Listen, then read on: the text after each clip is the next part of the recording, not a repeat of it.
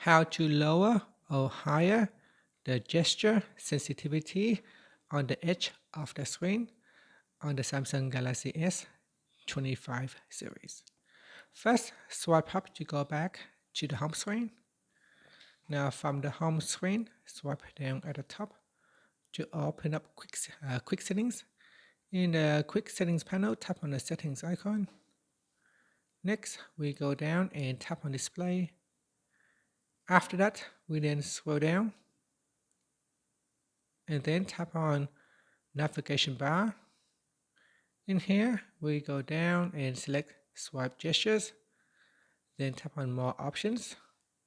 From here, you can change the gesture sensitivity by drag on the slider bar to lower or higher. As you can see, when I drag it to higher, my sensitivity bar will increases. And here I can lower it down, and that's it. After that, you can swipe up or swipe back to the previous screen or go back up to the home screen. And that's it. Thank you for watching this video. Please like and subscribe to my channel for my videos.